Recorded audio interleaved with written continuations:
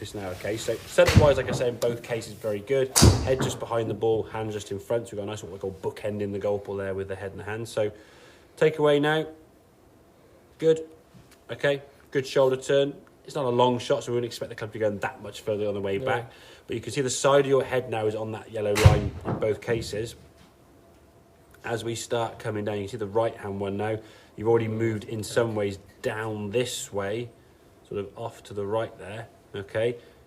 And crunching yourself on that left side. If you start moving too much and you keep going, you've now got no space. In this case, you kind of stop, put the brakes on, sort of start popping back up again, and you've got a reasonable contact. But it's requiring you to sort of go this way, which again is a timing element. When you then hit shorter shots, and the timing is different because it's a smaller swing, shorter distance, less energy created, your timing for that shorter swing isn't quite as good. When it's a full swing, you kind of know where you're at and you get some reasonable shots. When it gets a bit shorter, trying to be more delicate with those shots, the timing's a bit off, okay, and we miss-hit it, pull it, hit the ground around the ball or whatever it may be. You can see on the left-hand one now, there's your impact, your head staying behind the ball there now, and it's a nice rotate. Now, he says to you, feels quite armsy, because as you swing through now, because you're keeping your head stable, you're not really twisting through, so the golf swing doesn't really look that kind of full compared to the right-hand one. It's a bit on your back foot there slightly. Haven't quite moved your lower half correctly. But in terms of your top half movement, it's where your top half wants to be. So it's a very sort of stable movement there. Your pivot point being to the top of your chest and your torso, that's sort of very stable there compared to the right-hand one now sort of moving your top back and forth. It's funny because, I had a couple of drives on Sunday. Where they did come out really well and they felt really balanced. And the two guys I played with said, "You stop flicking your driver," because it didn't feel as. I don't really wrap the club around my head. No, you're not the longest one, which is fine. Because it's getting it back. It's a long way back, yeah. But a few of the times I got that, and one of the guys he said you end up. He said your chest is facing down the fairway.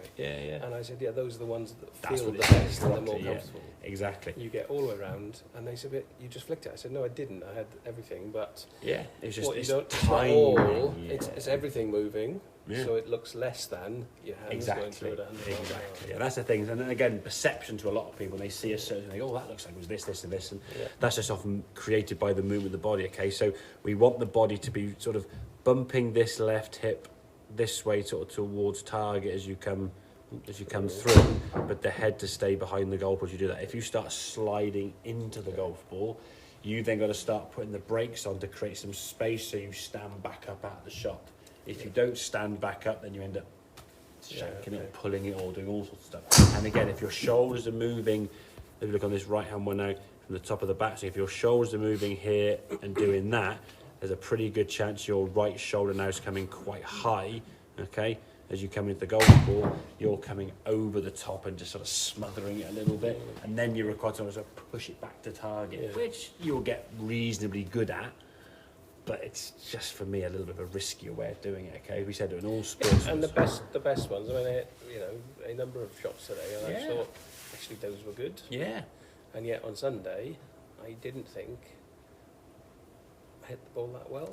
But I got scored okay. Result. 34 points is 34 and that's, points. I think I said to you before, when you're scoring well, that not necessarily hitting the ball as well as you can, that's a sign of being a good golfer, because you're getting the most out of your game. The thing is, as you said, 6 pars and 34 points is a telltale sign of someone being very much hot and cold, isn't it? When it's good, very good. Six pars and 2 bogeys. 2 bogeys. So 8 holes, brilliant, and then the other 10 holes, not as good. And a little bit of that is requiring that timing wasn't quite there, didn't quite click together. You maybe moved a little bit further forward on the way down. Today was 12 out, 17 back. With a put 2 balls in the water on 16. Oh, crikey. Well, actually, the first one didn't go in the water, it went down the lane. It was a real big old hoiky. Well, that is, again, a very indicative of someone getting to the top of the backswing and the shoulders moving, as you can see from there, moving that way, that right shoulder sort of coming forward.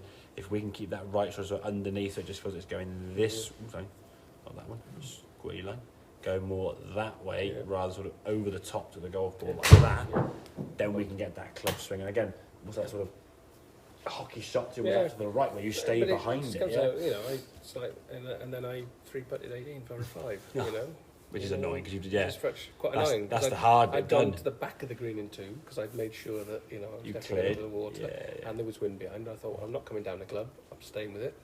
landed by the flag, rolled up the green. But I think again, 4 foot away and missed. Yeah, and that's easy, John. So obviously, okay, just a different level of scoring. Yeah. Whereas Sunday, was things were dropping. Yeah, and that's the thing. It could be from one extreme to the other. You can go from being sort of pars and bogeys to bogeys and doubles with just missing a couple of putts here, a few bad bounces there, and things not quite going too well. But if we can get that sensation, say setup-wise good, making the backs is good, we're just trying to get the sensation, we're staying behind it. We still want that rotation, though, to finish here. That one looks a little bit kind of head down and not really much lower half movement. You stayed behind the ball, but didn't sort of rotate and twist as you did with this one, okay? We want that kind of footwork, but you can see there how you're kind of leaning forward a bit more than we want to.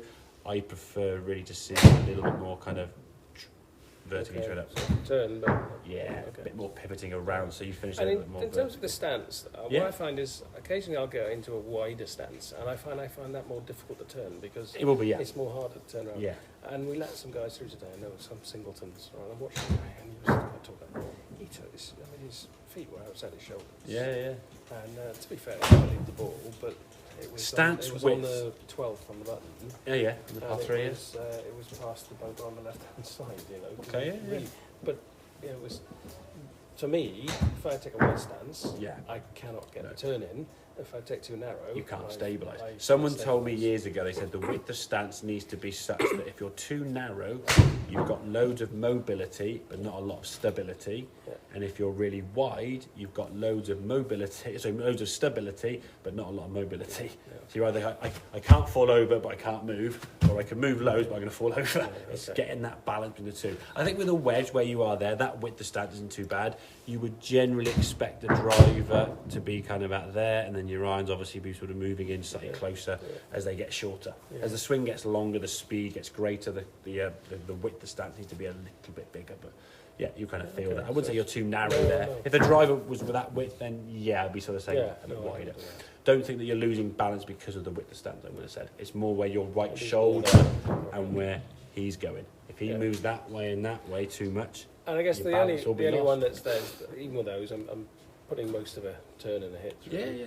It's when I then start to come down, and I think I want 40 yards. Okay. An 80-yard club. Yeah. So if you want to do that there now from here, we would just swing it back to about here. So it is. So and your head will stay behind the ball, and you swing through from sort of your backswing length here.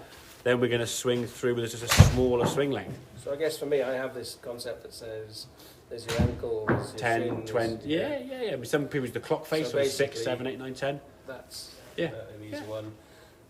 Swing speed will remain the same pretty much, or feeling of, but the length of swing will just change for it, So it's just we'll try a few sort of 40 yards to see how it really, but that kind of makes sense there. So staying behind it, I think the balance is mainly lost more because of what this is doing, rather than your footwork as much. If your head stays nice and stable, you just rotate more around your left hip, and that left hip just starts moving rather than you doing that. They always say if you hold your ear, you get more balance, and it doesn't mean you just keep your head still. That's why you got more balance. So, okie dokie. Yeah.